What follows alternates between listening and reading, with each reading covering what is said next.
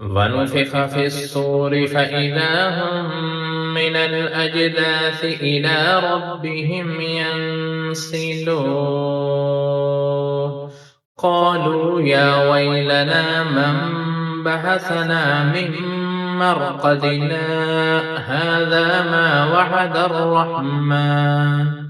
هذا ما وعد الرحمن وصدق المرسلون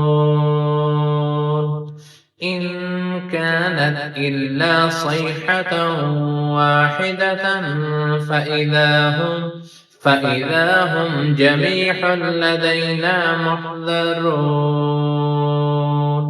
فاليوم لا تظلم نفس